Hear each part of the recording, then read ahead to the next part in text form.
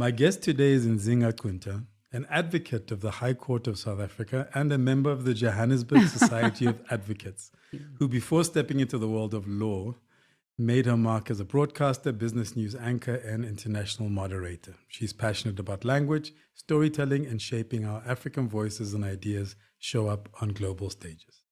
Wow. Hello. Sounds so fancy. Hi, Koja. Especially the advocate part. And so normally I like to do origin stories. I like to figure out kind of where people started and the journey that you've taken. And we will do that. But explain the advocate thing for me. Okay, so I went to university. I went to Wits and I did a BA English Literature and Law. And then I did an LLB. But it wasn't easy for me to study. I've been working since I was a teenager, and I got my LLB and I was working in broadcasting and really enjoying it. And I think doing well for what I was doing. I was working internationally. I was hosting conferences all around the world, really important discussions. And I felt like I was performing smartness. So people would be like, oh my gosh, what's it like to interview this person? I'd be like, yeah, it's like really cool. And when I would be reading the news, I was a business news anchor. So we'd be doing stories about the interest rates. We'd be speaking to, ministers of finance and the like. But it was all I wonder if this is as far as you can go in terms of using your mind. And when I was turning 40, I really wanted to do deeper thinking and just use my mind a bit more. And also, I didn't know if I had that capacity because people always be like, oh, you're so clever. And I'd be like, oh, I didn't know. And I wanted to see. And I think turning 40, I said, I'm going to go and see if I can get into the Johannesburg Society of Advocates pupillage program. That's very hard to do. There's about 350 people who apply, and there's about 80 people who get in, and there's about 70 or 60 of us who finish the program. It's really not an easy thing to do, and it was very intimidating, and I wanted to see if I could do it. And so I did. So, yeah. Because it felt very left field. Having seen you and not knowing that you, for example, did law. Yeah. Literature and the law combination is an interesting one, but that you did law. So all of a sudden it was like last year.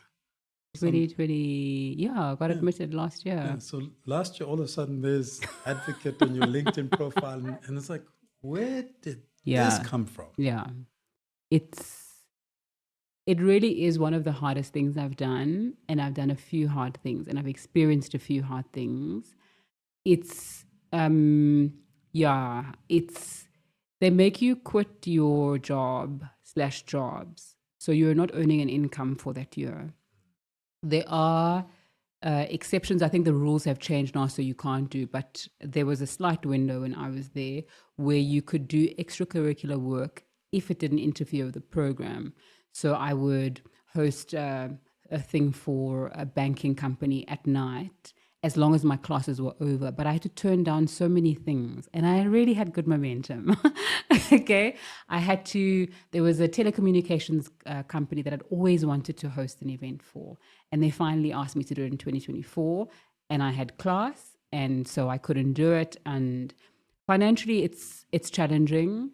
The workload is extremely challenging. And the program is, I want to use the word horrific, but the program is very difficult. So if you're coming from a space like broadcasting where I was, where you come in, you know your script, you check the facts, you do your interview, you're good to go. Now you have to do assignments every week. You have to be in court. You have to do work for your mentor. You're also trying to think about finding chambers for the year after. And for someone with a background like mine, which is not a traditional, I was at a law firm, I worked at the Constitutional Court, I have a master's from overseas. People are just like, oh, where were you before? Broadcasting. Yeah. Oh, okay, that's interesting. So it's just, and then you also I had to parent, I had to be a friend, be a partner, all of the stuff. It's I very can hard. imagine also having kind of gone through the formal education some years back and then Yes. built a career in a total different space. Yes.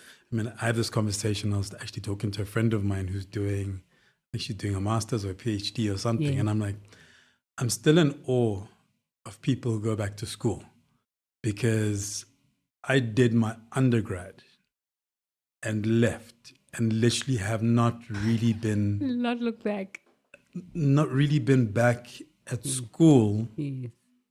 in a true sense. I mean, I did some courses here and there because I could, Mm. but kind of going back and I try to, one part of me goes, because I've been out in the world working, et cetera, like sitting down with the books, I have greater Yes. understanding. Yes.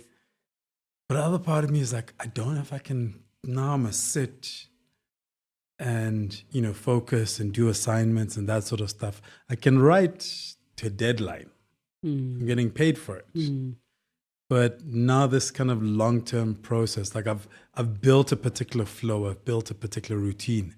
And I can imagine having left school and then gone and built a career in a total different space. Just getting your mind and, getting your mind back into that frame on something that's extremely challenging was extremely challenging. Yeah. But I think it's good to do that. I think it's good to be in a space where you actually don't really know what's going on. Yes, you've got a law degree, but I didn't know. I remember like some of the most basic things. I'd be sitting in class being like, what is the difference between, And that's very humbling because you also, with people who are much younger than you sometimes. I mean, it's a great mix of people in our year, people who are older than me, younger than me. But majority of people, they know what they're doing. We all kind of trying to figure it out. But some people have been perhaps attorneys who've practiced in the high court before. So they already have a sense of litigation. They're just sharpening up there. And then you've got people who come from a completely different industry. But I think it's also really good to do that, because it's good to be in a space where you don't know what's going on and you have to learn and you have to build up the skill set and hopefully become good at it at some point. That's my plan. I think it's also really good for you. There's a lot of hierarchy at the bar, and I'm finding it so interesting. I was working at an advocacy training course last week, and I had to sign people in and give them their name badges, and had to walk around and say, can I help you with anything? I think that's very good for you. Just to, you don't want to be too like, oh, I'm so humble. But it's really good to build up because people don't know you. You want to help. You're learning. I got to sit into some of the lectures where people were talking about how to write well legally, how to do proper cross-examination. But I wasn't there like, hi guys, I'm a medium deal. And it's literally, okay, can I sign you in? Here's your name tag. Can I bring you anything? Yes, the bathrooms are that way. And then helping inside as acting as a witness and all of that. And I think that is good for you to learn something new and be in a space where people don't know you and you have to build your name up and not by advertising yourself and not by, I don't post about my legal work online. I think I've posted once when I finished and when I got admitted because that was really important. But when I go to court, I'm not, hi guys, I'm in court this week, I'm on this case, because I also really in the legal space want to build up a name and reputation for myself based on the work that I'm doing. And I also know that I'm at year zero. My capacity is limited. I do my best, but my best is someone who's in year 5 or 10 would just be like, oh, shame, and just going through each step and going through that process, I think is so important. I think it's good for me. There's a book, I can't remember the author's name. I think it's Tom Vanderbilt or something. The Beginner's Mindset, or not Beginner's Mindset. It's called something Beginning, but it's about this. It's about constantly putting yourself in a position of kind of beginning and starting out and not knowing which just kind of, it fires new synapses in the brain and creates new paths and just gives you a different perspective on, on stuff. And I mean, like you're saying, like you come from a space and you're quite accomplished as a broadcaster, etc. I can see how, as long as you kind of put ego to the side, you can gain so much just as a human being by entering a new space and kind of going, okay, I'm going to follow this journey. Like I have that path, but I'm going to follow this one just to see where it takes me. And also it's extremely brave, because I think we all have, to various degrees, an element of imposter syndrome. Yes. But being able to kind of break out of that and go, okay, do you know what? I do feel a little inadequate, but it's fine. Yeah. I'm going to go out. I'm going to go ahead and try this thing out. Exactly. The literature and the law. At what stage did you know, growing up, that that's what you wanted to study? Was it deliberate, or was it, here's a course? It's what I got into it, but I'd wanted to do a BCom at UCT. I was raised in Cape Town. Okay. And so it made sense for me to apply to UCT. And then in Standard 9, which was 2000, I think it was 2000, my sister and I went to Joburg. I had never seen so many Black people out and about, okay? Sandton City, looking amazing. Because Cape Town, I mean, I love it. I grew up there. You're not going to see that in Cape Town.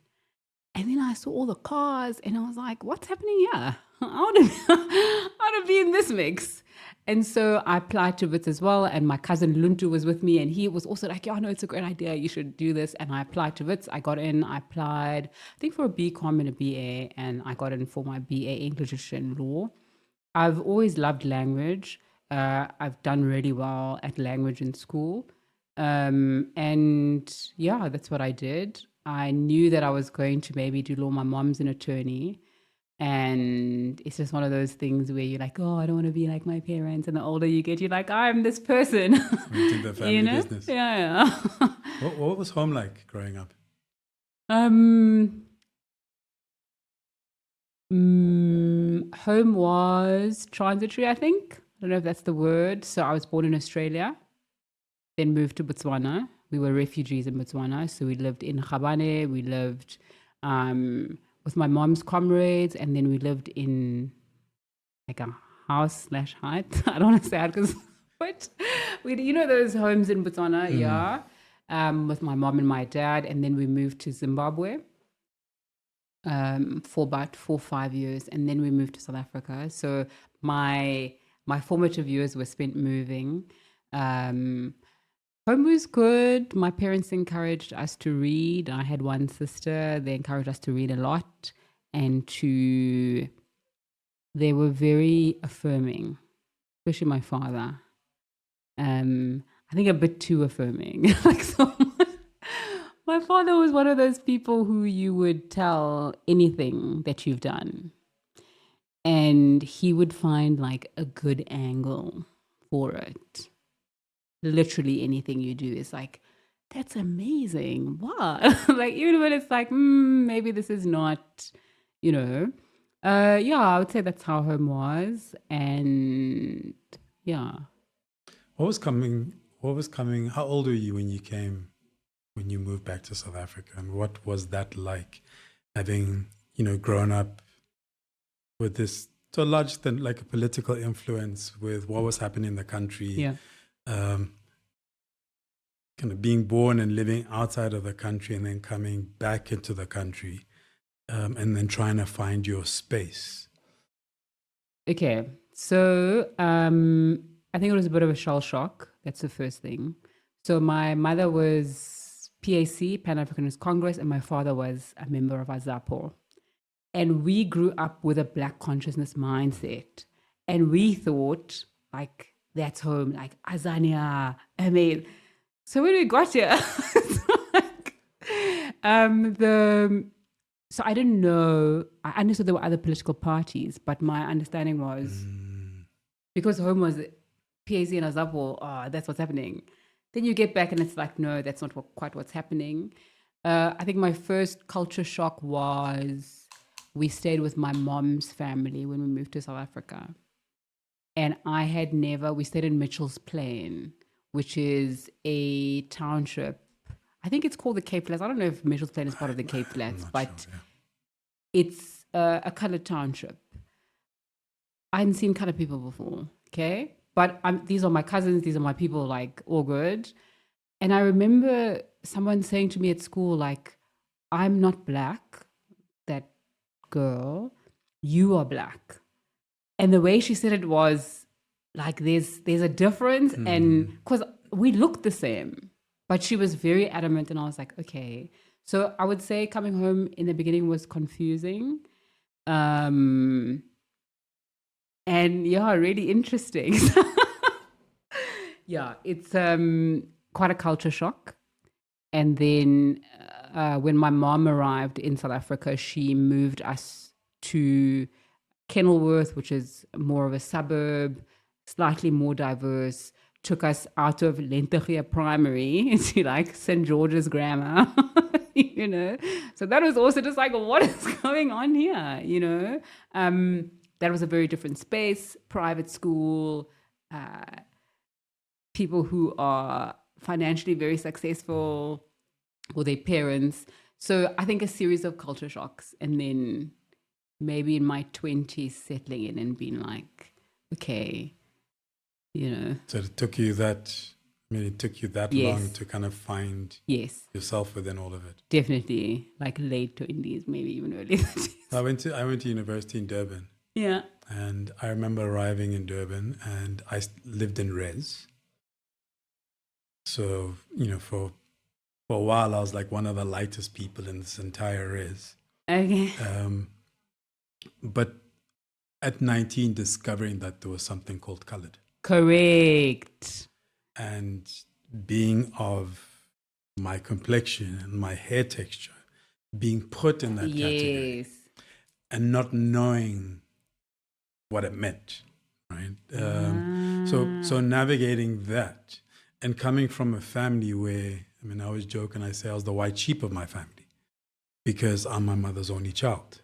Mm-hmm. So the rest of my father is a Ghanaian man. Yeah. The rest of my siblings are all, you know, dark. The next lightest after me is your complexion. Mm-hmm. And growing up in Lesotho, where that wasn't a thing, I was my father's son. Yes. I was so-and-so's older brother. Yes. I was so-and-so's younger brother, so-and-so's friend. Like that was I had a context to going to Durban where all of a sudden I'm being told, oh, you're colored.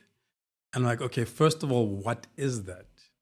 And doing that at 18, 19 years old as I'm trying to figure out who I am. Because, you know, that age, you're trying to find your place in the world.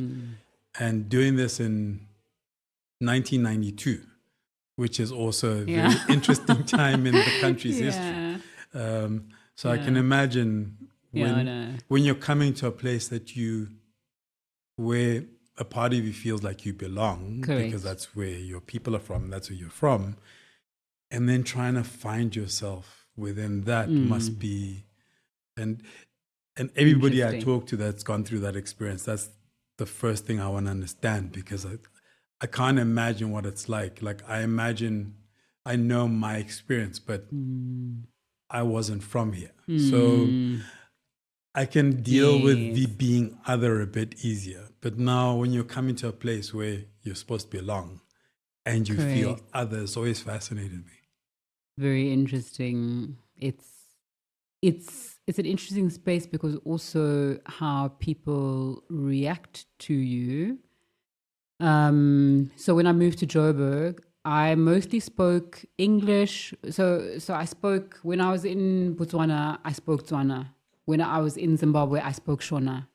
When we moved here, what did my mom's family teach me? Afrikaans. Cool. then my dad's like, hey, let's do Xhosa lessons like after school. But when I got here, but I could choose in Cape Town.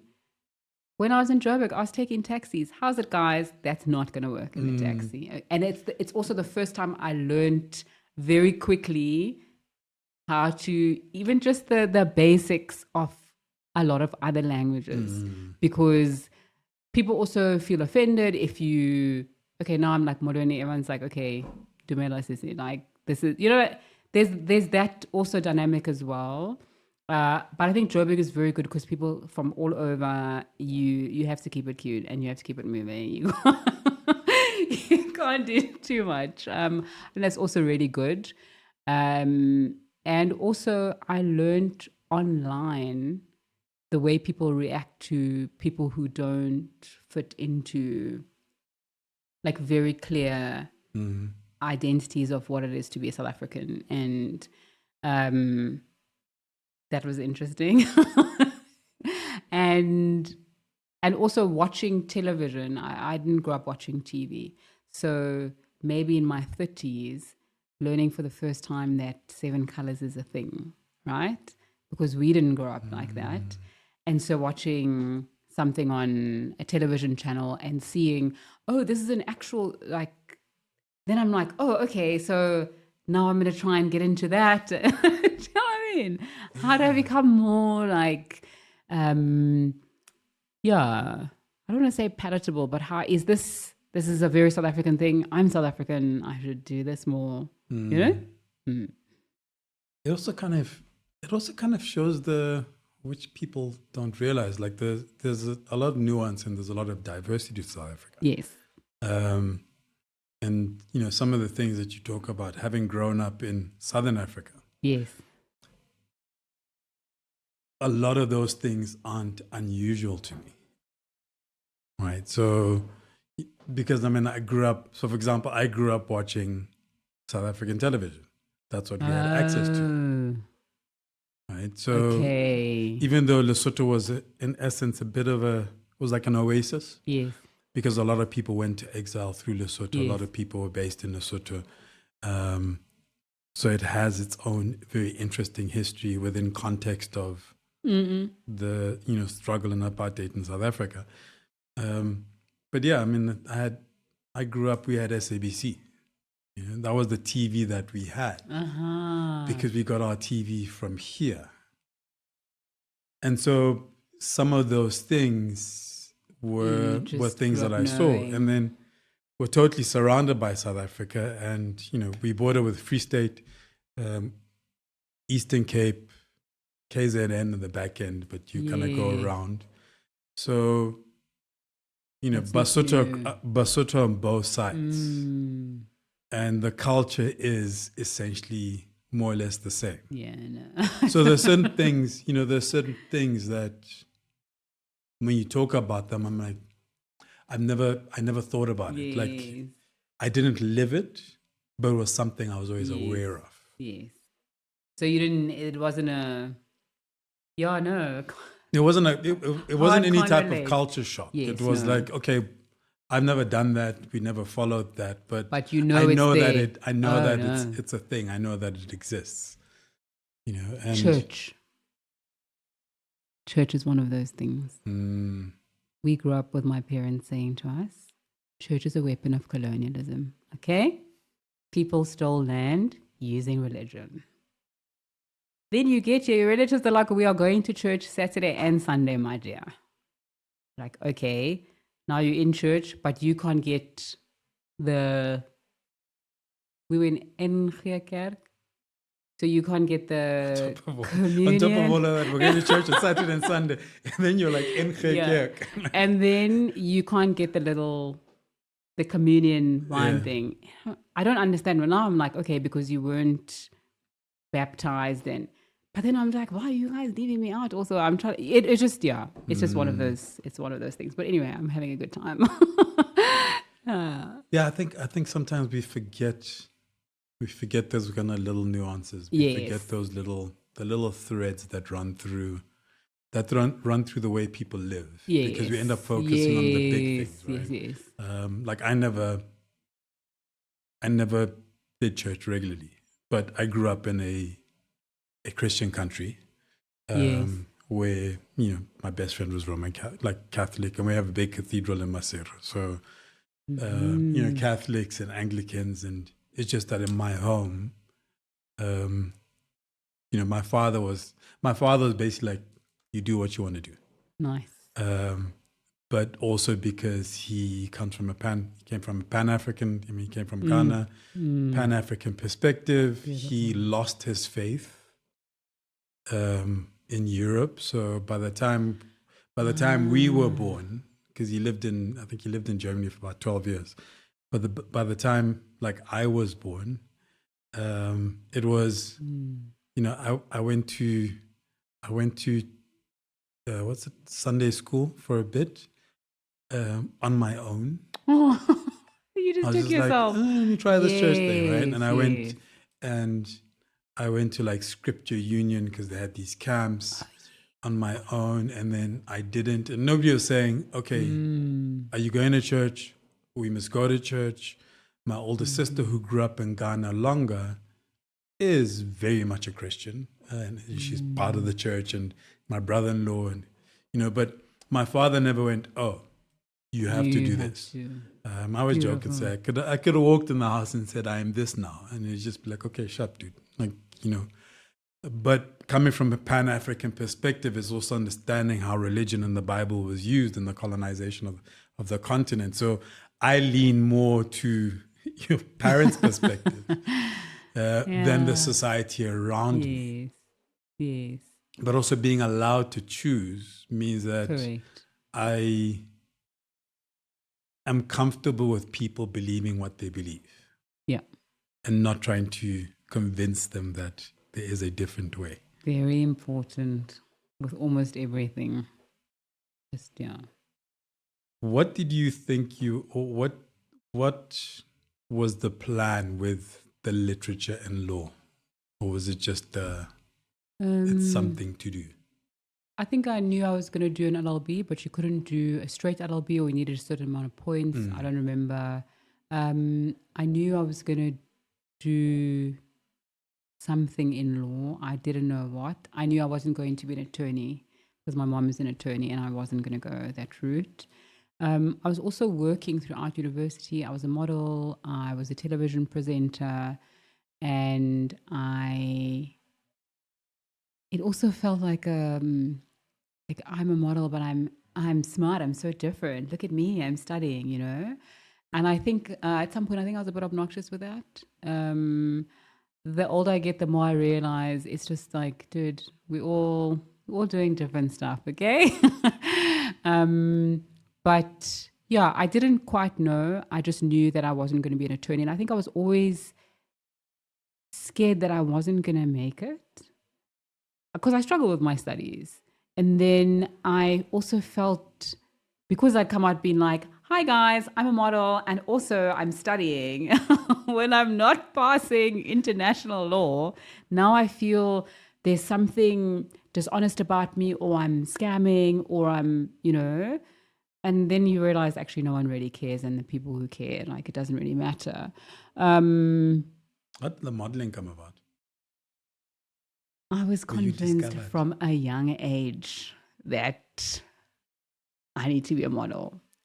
From when I was very young, I knew this is what I want to do. Okay, my parents were become a revolutionary. I can imagine PSC, and I was just all of a sudden, I want to be a model. I was like, I want to be a model, and then I was discovered, and I was discovered by Claire Mawisa's agent. Claire Mawisa, in the 90s, even to this day, is someone that she was, you know, walking down the road, discovered as a 14-year-old, and was put on the cover of Cosmopolitan South Africa. Okay?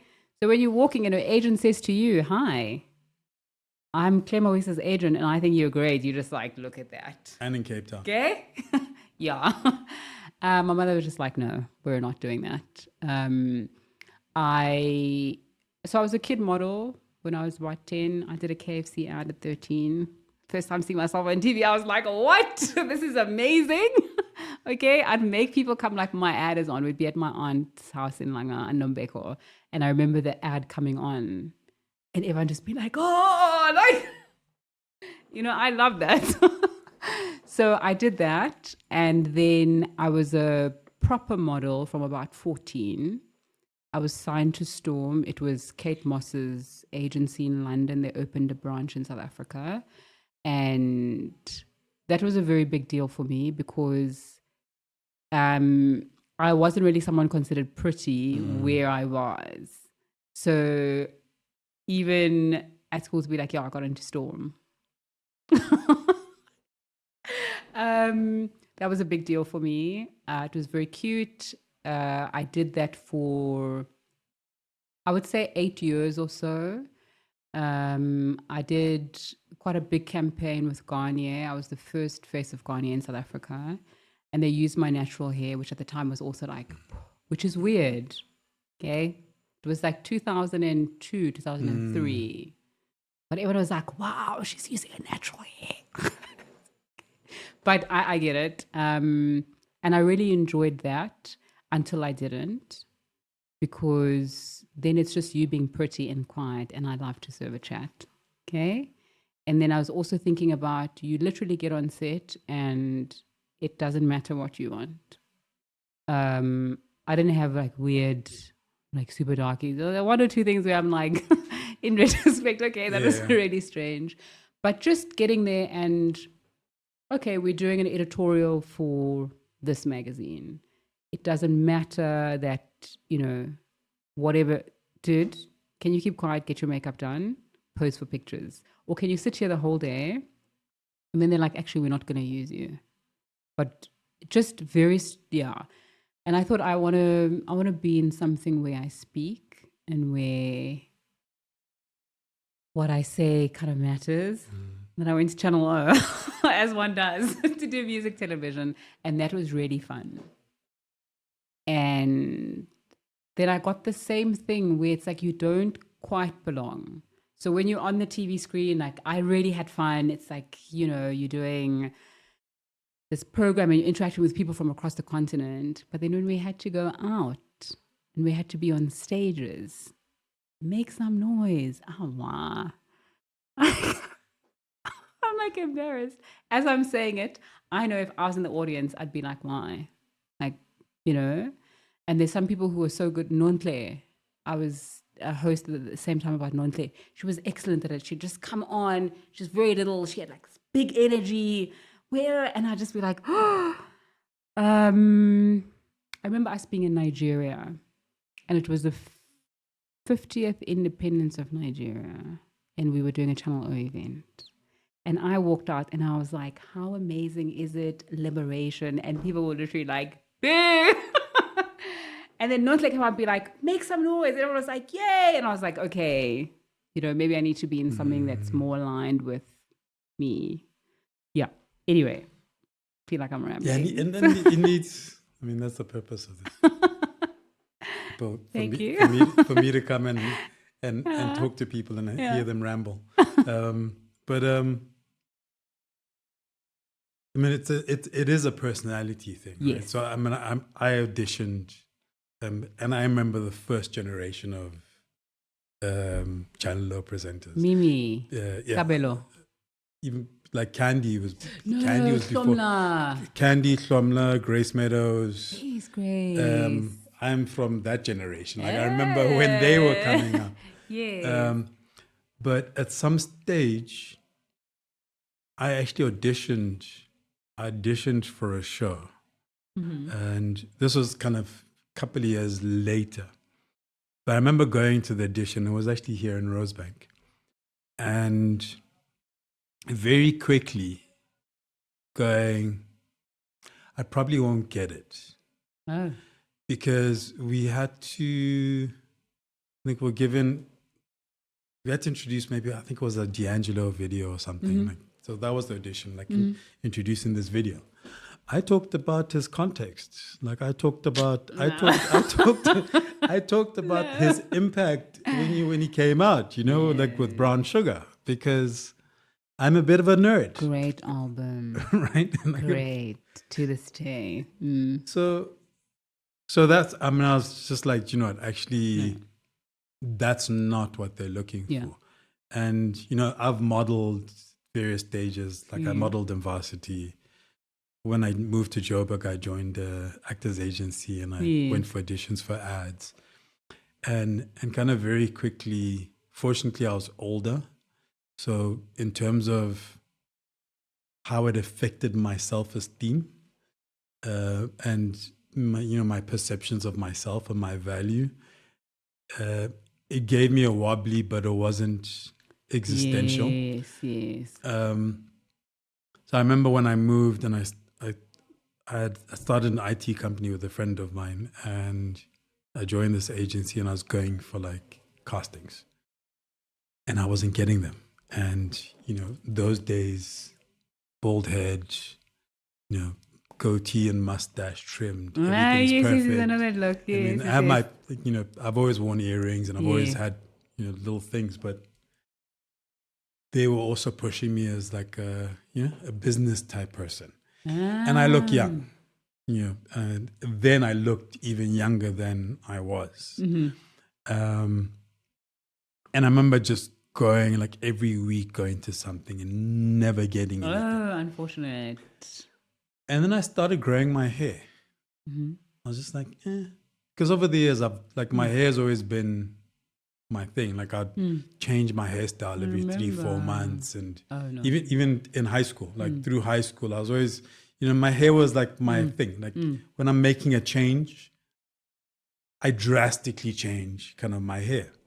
And I just started growing my hair. I was like, I had an afro growing up. I've had an afro at various stages. Just start growing my hair. And it coincided with, when it was reached a particular length, it coincided with Big Brother and Damon, who's the first Big Brother had this colored guy, Erwin, who had an afro. Mm-hmm. And then Mark Lottering was now starting to really blow up, and he had an afro. And so all of a sudden, cappuccino guys, which is this, that's what it said on the briefs, because I worked as a booker. There were all of a sudden it became fashionable to have hair. Mm-hmm. But my agency at some stage said to me, "Look, you're not going to get work because you're going away from that kind of business, because we're trying to push you in terms of the business, the formal, And then these people blew up, and I was just like, it was just by coincidence, right? And then I booked a couple of ads, and I was just like, it has nothing to do with your personality. Correct. It has nothing to do with how you look. And what I mean by that is, I worked at a booker as an actors agency, so I used to get in briefs. So there's a description of what they're looking for. That description, it's whatever the director and the casting director, I've had a conversation. They've talked about what this person looks like, and it's whatever image that lands in their head. Correct. And it's about how close you are to it. That's it. It's literally that. It has nothing to do with anything that you're bringing to the table. Yeah. So if you don't get it, it's not because you don't look good or you look crappy, or it's just the image they have in their head you do not fit that. And that's all. And so, like I said, fortunately, I was a little older when I was going through all of this. So it was kind of like, okay, I did it. In varsity, I did it for extra cash, and I used to go partying with it. When I was in Joburg, I did it. I shared an apartment with a fashion designer, and I was working with him on his stuff. So I used to run fashion shows and then walk. Love that. Because also walking, I'd meet all the models and they're trying to get into the model house and it's a big deal. And I'm like, people give you money to put on some clothes and walk down and walk back. In rhythm to the music, that's relatively easy. I mean, I got enough of my father in me to have an element of rhythm. So it's like, that's all you're doing. Yeah. Like literally you're putting on clothes and you walk down. Yeah. And as a guy, you're serious. There's no smiley, so you don't have to worry about that. And you just walk down, walk back, and they give you money. Yeah, score. So that's my whole modeling experience. Yeah. So after that experience, kind of Nigeria, when you're realizing that, okay, maybe this isn't quite for me. Yeah. And having a level of self-awareness that, I mean, you're an intelligent person and you're interested in things beyond just the kind of surface. How do you then make that transition? Okay, so I remember, leaving Channel O and having a gap, not being on television. I did a social reality show called Imagine Africa for 3 seasons. We traveled across the continent. We were dealing with HIV and AIDS, talking to people, trying to find solutions to young people's issues. And I enjoyed that. I loved traveling on the continent. I loved meeting the people that I did and interacting with them. We still interact to this day. And then there was a gap. You see, I'm getting old now. I'm trying to put things in my head. But there was a gap. And I remember starting a business at a model agency with Pearl, David Gao, Pearl Tusi, and I had a model agency, and then we had a production company. We were just, trying to do that, which was fun, but also. And I wanted to do news. It was when Twitter had started. It was just becoming a little bit more interested in things that were a bit more serious, going to discussions held by some embassies and groups where it was like, this is interesting. I don't quite understand it, but I like the vibes. I wanted to start writing columns for newspapers. I had a friend that would take me out for coffee. He's a politician now, I don't want to name drop, but he would take me out for coffee and he would say, there's these issues in the country. I'm seeing this.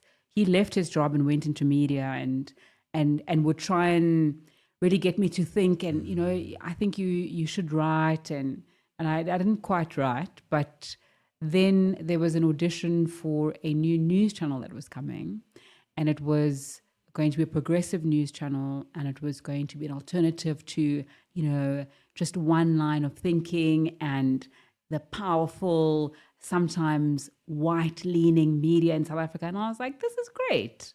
I'm going to do this. Then they said to us, look nice when you get to the audition. And it's one of those things where you're like, okay, like I'm not going to go to an audition looking like a scroplap, but cool. Lots of models went to the casting. I was no longer a model at that point, but I tried to look nice and I got in, and it was ANN7.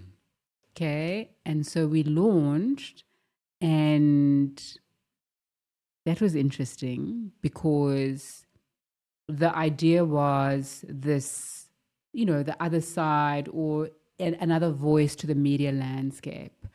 And sure, I hadn't done live television for a while. And when I had done live television at Channel O, it was once in a while, and it was with very clear parameters. This was news where you have to tell people exactly what's happening. And you can't veer off. It's not with the right information and the right names. And we had, we were all learning, okay? And live. And then it was just like, oh, these dumb models, they don't know how to read. So you'd be reading, and maybe there'd be a problem with your auto cue. So the person who's running the auto cue is not running it the speed that you were reading. And for me personally, it was a great learning experience, okay? I learned how to do news, and I learned I know what's going on.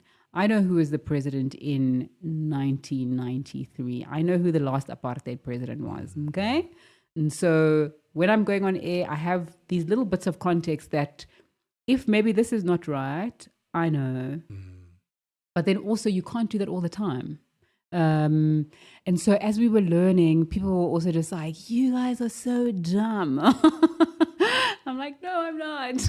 Or like, I remember someone would write about how bad my hair looked, and I'd wear my hair in an afro or like a or like, oh, her lipstick looks like this and this, she must be like really quite nasty, strange stuff beyond. And I think as a consumer, if you're not happy with the news you're consuming, absolutely. But like very deeply personal, ugly critique. Some of the critique was warranted, some of it was not. And that was like a baptism of fire for me in the news.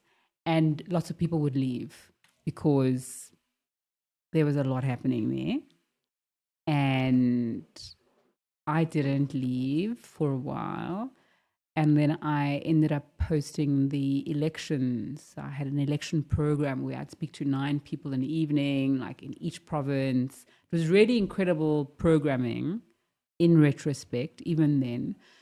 And we would bring in politicians and decision makers. And that really gave me it made me fall in love with the news completely. And it also made me learn how to work, even when things are not perfect. You know what's going on.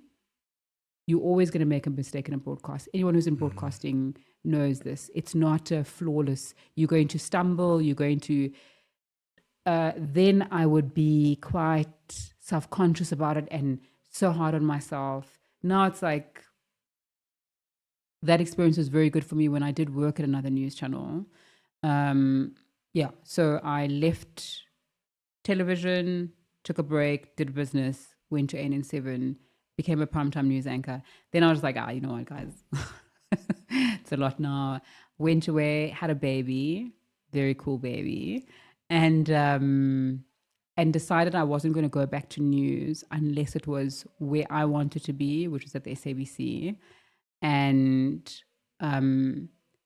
because I got asked to go to one other place, and I was like, no, if I'm going to do something, if I'm going to do news and I'm not doing it at this place, I'm just doing it to be on TV, and that's weird for me. And so I went to do an audition for SABC, like a audition/interview, and they had such good candidates. And I hadn't worked for months, and I was a new mom, and the lady that I was auditioning with was like super beautiful and like ran a company and was like, and I was like, you're hectic. But when I left the audition, everyone in the studio clapped, and I was like, I didn't hear that before, so I think I got it. And yeah, I did SABC News for 7 incredible years. I did business news there, which was one of the most amazing things that I've done so far. I mean, I can imagine, particularly kind of that baptism of fire, because what it does is that it's probably taught you, like you're saying, managing, interviewing multiple people. Yeah. Just interviewing people. Yeah. Having enough context, enough reference points to be able to carry a conversation without knowing, or among specialists. Yes. I found that, so when I went to Destiny Man magazine, and I've worked in different industries and done different things because of my father, and it made sense. What do you mean because of your father? Sorry. I worked for my father. So when I was 11, 11, my father left teaching to go into business. Okay. And he was in management consulting. I used to sell clocks because he brought in clocks with the map of Ghana and Lesotho. I used to fetch the mail. I worked during holidays. I used to do his typing or, edit his stuff. So at 15, 16, I was helping him with research. And then, so I always worked. Like he had a magazine at some stage. He had insurance brokerage. So beautiful. So I always worked. When I was in varsity, we had a shop selling hair products and cosmetics. So I helped salons in Lesotho set up an association because we had the shop. Then you had management consulting. Then when I came back from varsity, it started IT company. That's how I ended up in IT. Even when I moved here, I've always done multiple things. Get you. So that's why I said because of my father. And then when I was here, like I said, I worked for an older brother of mine, he had a furniture company, and I worked there for a little bit, and then I started an IT consulting company, and then I worked with a fashion designer, and then I worked at a youth development agency, and it was just like wherever opportunity was. Yes. Like, And then you were talking about Destiny Man. Sorry. So Destiny Man. I mean, Destiny Man was then what, years later, and when I got there, I had a moment where I was like, oh, that's why I've done all of these things. Because as editor of what was a business and lifestyle magazine, I needed a working knowledge of multiple topics to be able to kind of go, this is to brief, this has some depth to it, versus this doesn't. Yes. Even though I'm not an expert in that, right? So I remember getting the dummy and going home and going through this dummy and reading all of these articles and going, okay, that's why. Amazing. Because I can write across multiple topics. I can't go deep in certain things, but I have enough of a work and knowledge to be able to communicate stuff. Yeah. And then going on to radio, for example, laid the foundation for me to do this. Yes. But before that, I was interviewing people, but I'm interviewing people to be able to write. So I've kind of, I've learned how to interview just through this process and each, kind of going through each thing. So I can imagine, because I also know how hectic this can be for someone. So whereas for me, because I did it on radio and it's like, okay, this is my podcast, I'm going to talk to people. And it's not I'm interviewing, but I'm not interviewing. It's a conversation, definitely. But I can do that because of all these steps I've gone through. And so, when you are sitting and moderating an international panel, I get why that you can do that, and you can do that well because of those experiences. Like if you hadn't gone through that, imagine not having gone through that, and now you're sitting with two CEOs with a live audience and dealing with, are my questions all right? Making sure that everybody's engaged, dealing with the eyes on you, dealing with these people probably know more than I do. Who am I to? Oh no, don't do that. But what I'm saying is that for somebody who's not gone through that and are now trying to find their way without certain experiences, like I can imagine, I still feel like I still have doubt when I'm getting up on a stage. I'm still going, You have to. Yeah. But at least I have the tools to be able to at least navigate it without being a total deer in headlights. Yeah. My trainer was asking me this morning, if you're so shy, how do you get on how do you get on stages? I was telling him about a conference that I was doing. I think you're right about the experience that you have. For me, it comes when I'm dealing with presidents, when I have to interview the president of whatever. First, I'm always like, they're going to be like, oh, maybe we should get someone more accomplished. And then it's like, no, we've chosen you for this conversation, and you're going to be seeing the president of, let's say, Switzerland and the prime minister of Tunisia. Cool. Then there's a panic. And then I prepare so much and I read so much and I go to all the interviews and I watch the interviews and I read up about whatever topic we're talking about, and I prepare/over prepare. And then on the day I get there, I'm like, I do not know what is going on. I do not know what shows me. But then as soon as I sit down, and then there's also things that I do beforehand. So for every conversation I moderate or for every conference I host, I get a dress made, okay, in umbako, kosa fabric and head wrap.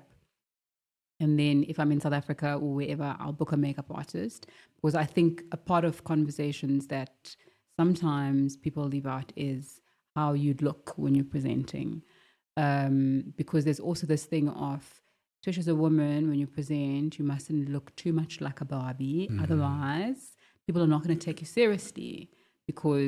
And sometimes, I've had someone say something very unkind to me that I used to look up to, which I no longer, literally about that. Like, oh, do you also want a red carpet? It's like, no, I actually just want to look good when I'm presenting, because the one half is that people will look at you and go, oh, wow, you look so nice. And then you will I don't do bare minimum, but there's almost an elevation of what you do, because it's like, oh, you're so smart, or you sound so well prepared, because sometimes people don't think that those two things go together. And maybe that's just my lens or my insecurities, but I found that there is a thing about how you look and the good and bad things that come with it. So I know I've prepared my actual work, my actual conversation that I'm going to have.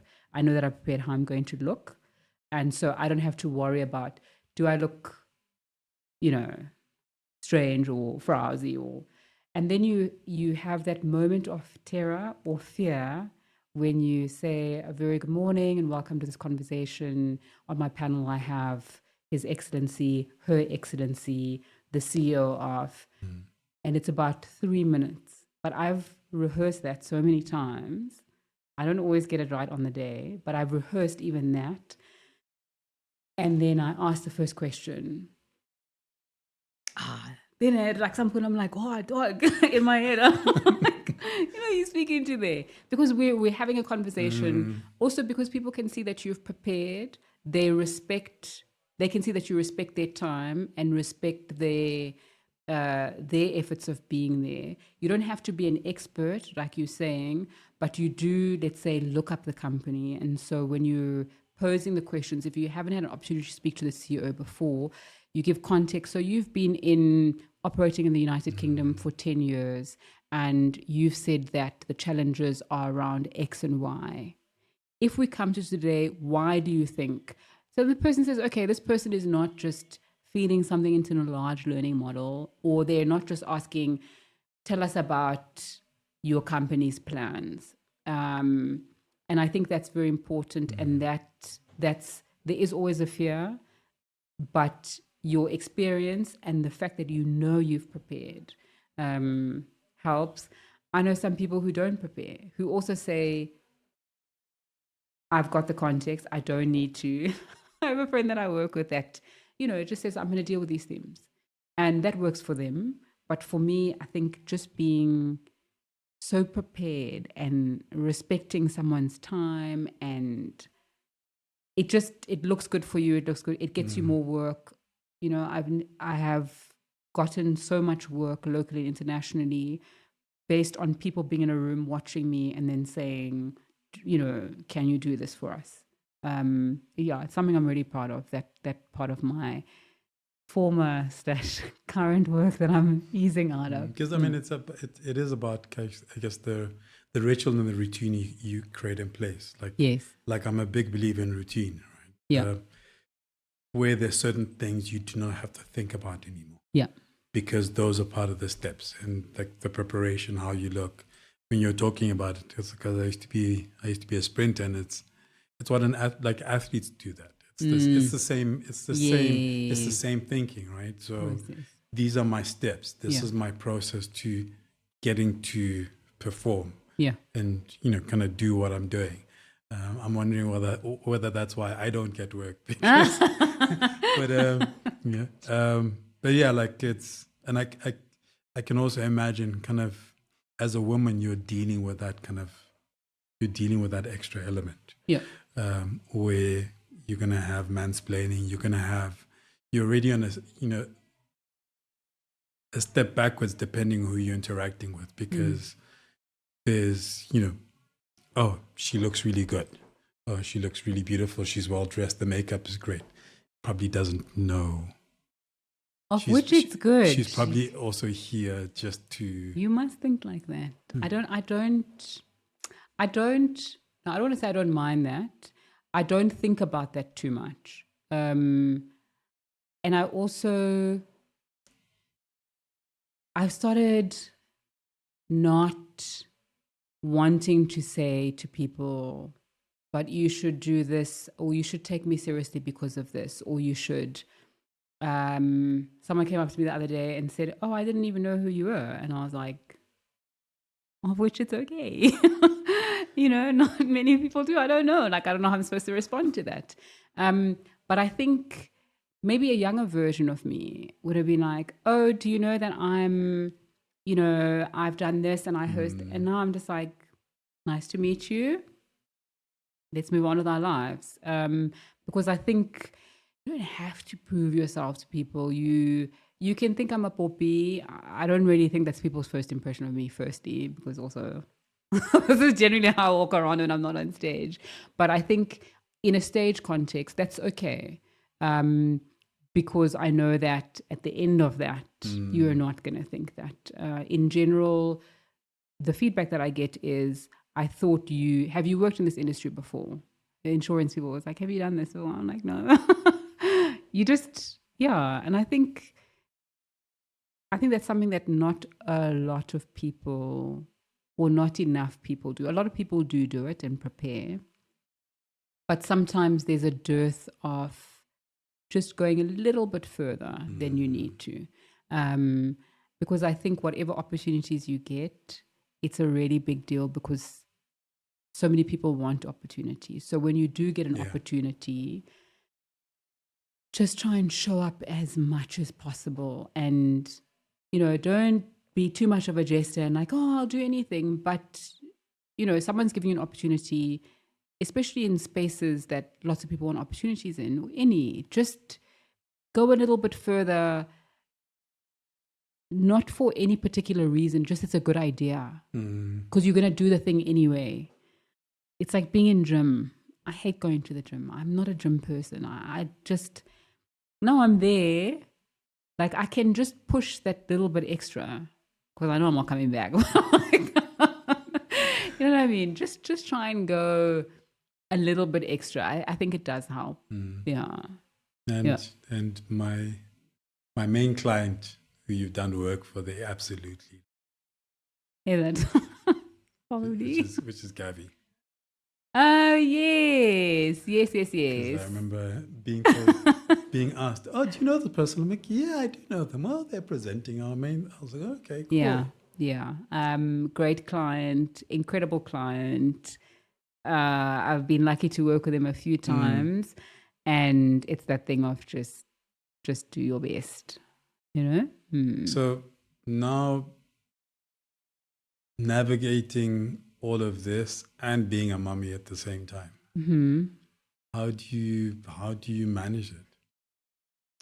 I think I'm very lucky. We have a lot of people that help us in order to raise our child. I think also explaining to my daughter what I do and when I do it. So before pupillage, I just said to her, Nunks, it's not going to be an easy year. I did not know how hectic it was going to be, but I had an idea. And I just said to her, I may not be able to do some of the things I did before, but afterwards, it's going to have been a really good idea. So let's just rock for this year. I explained to her a lot so she understands, that when I go away, let's say I'm going overseas to do something, I always come back, and there's a reward for her as well in that. When I do well, we do well in the home and we are able to do more things. Sometimes I do a bit of bribery. Can we please, we're supposed to go somewhere. I need to be in court. So we were supposed to leave on the 1st or the 3rd, but I have to do something on the 8th and the 9th.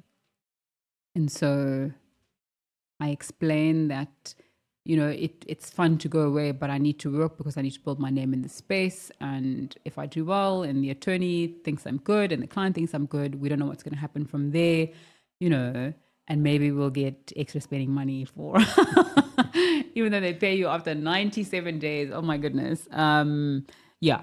So I think it's speaking and help, speaking to her and help. But now you're still doing some facilitation work Yes. and conferences, Yes. and now you're being a lawyer. Yes. So my legal work takes precedence over everything. Okay. If I have a matter that is set down, I cannot do work on that date, even though the legal work, because of I'm year zero, often the matters that I do are unopposed, or if they're opposed, they are not going to be over multiple days.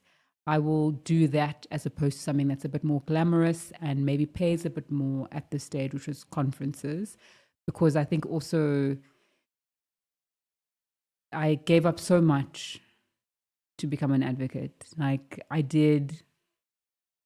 need to like go speak to somebody about what I saw in that year, but it's so important to then respect that. Even getting into chambers, even getting into a group, it took a lot for me to do that. And so that is my main work. That is my priority. And that is what I focus on.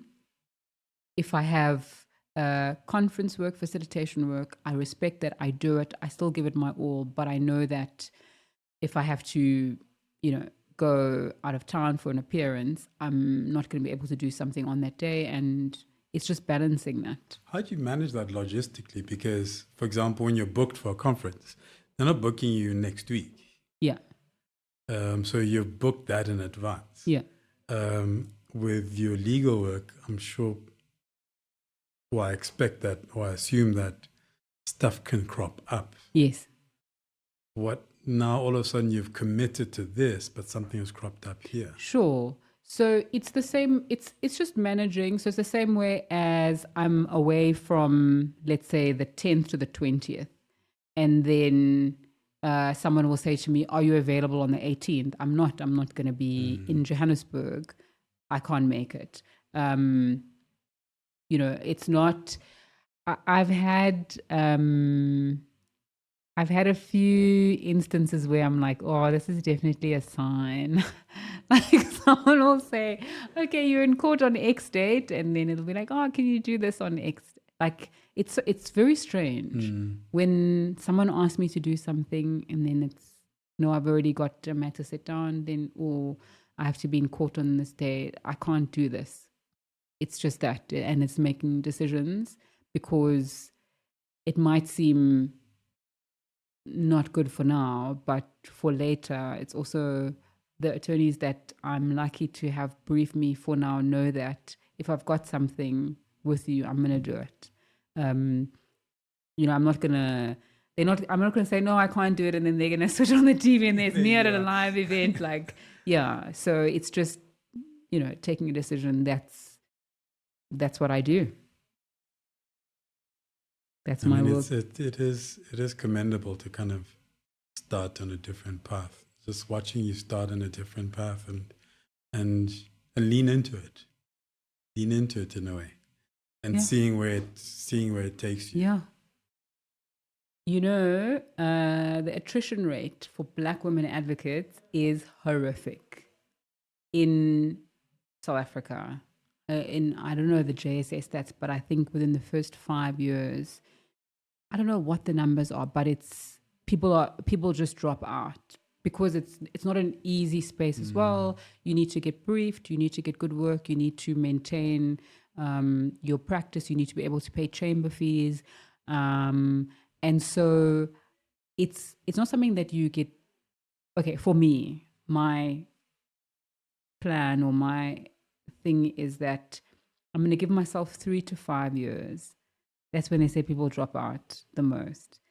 For those 5 years, I'm in a fast bait. Even if I'm seeing flames, okay? No matter how hard it gets, I'm going to stay for those 5 years because the way I suffered in 2024, I'm not going to just give up. That's the first thing. The second thing is this is something I want to do and I think I'm going to get good at it.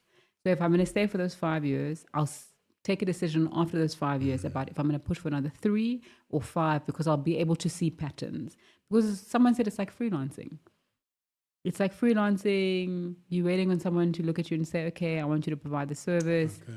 Then you're hoping that they pay your invoice. Some people are great at that. Some people are not so great at that. I've already had to take an attorney to court to be like, can you please pay me my money for the work that you made me like run around for? You know what I mean? So yeah, it's just cast bait and hope for the best. What's exciting you right now? My work, which I think I talk about too much. Where I stay, what I'm going to do with that. Travel, idea of travel. I'd like to travel with my daughter soon. We're planning a trip, so I'm really excited about that. Just being alive, hey, that's a really big deal. Like, people always think it's weird that I say that, but like being alive, being healthy, being able to make decisions about stuff, make stuff. I want to make so much stuff. I'm writing my second book. I've written my second book. I'm waiting for the illustrator to finish. He's an artist, so I'm in his hands, at his mercy. Not at his mercy, but, you know, just like, hi. When can we... But that's exciting to me. I really want to make things, and long form things or longer things that last, and you don't know what's going to happen with them, but you just do them and then. What you do when you're not working?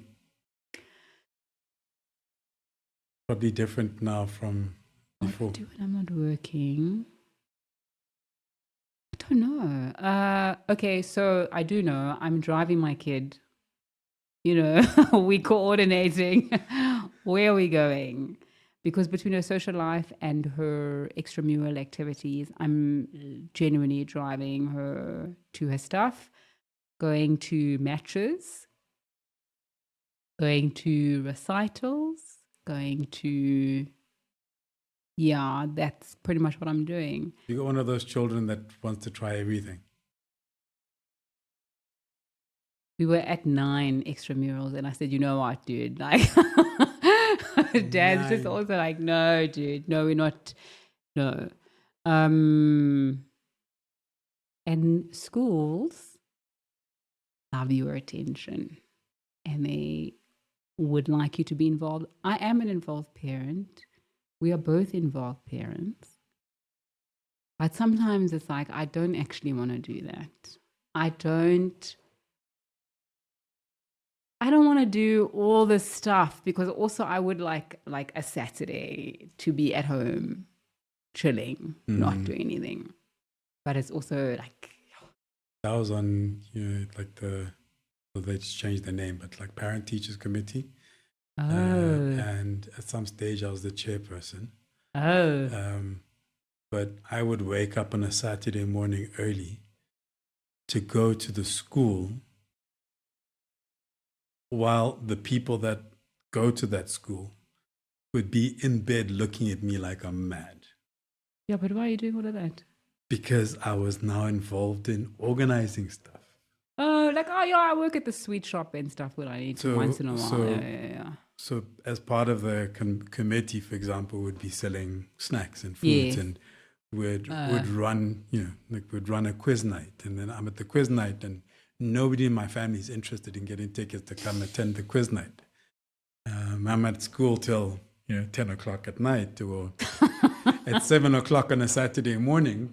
Meanwhile, people who I pay for to go to that place are not interested. Look at me like I'm mad. School is hectic for kids, though, hey? School is hectic for kids. And this new school thing, sometimes I'm like, dude, sometimes I just want my kid to bunk school. Because they're getting up so... I mean, they make them wake up so early. It's like, what? We are not going to the Olympics, bruh. Like, we don't need to be doing whatever sport when the sun is coming up. Why are we doing that? You guys are still small. My rule was no more than 2.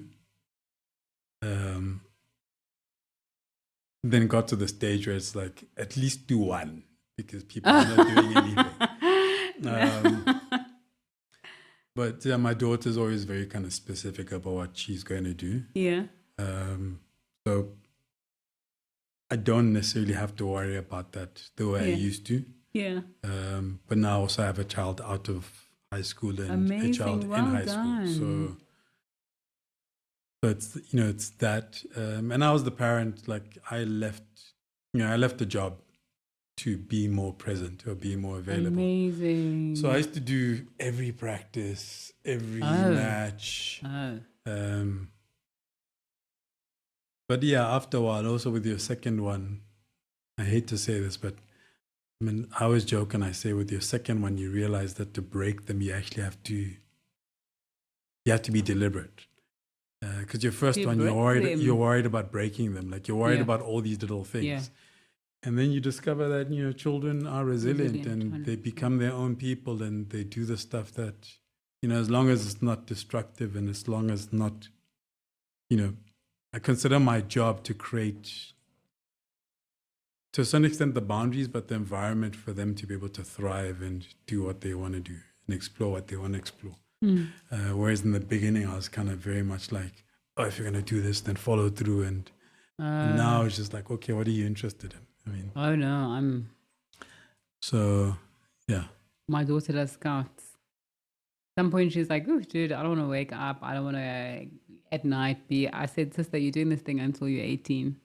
Okay? You're doing this thing until you're 18, and then when you're 18, you can decide if you want to be in scouts or not." And I'm a chilled parent. I'm a chill but strict parent, and I think it's because she also just wanted a chill, which is fine. I get it, but chill on the device.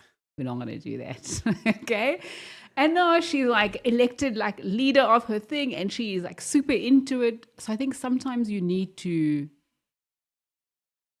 not obviously in an abusive manner. You do need to push and you do need to. Because these guys. You need that consistency. Yeah. Maybe I've just been beaten down. No, I don't know. I only have one for now. 18 years of doing this. Like I'm just kind of like, sometimes deep down inside when they're like, oh, I don't want to go to that thing. I'm like, oh, great. Yeah. No, also do. So now my question is, are you going to this thing tomorrow?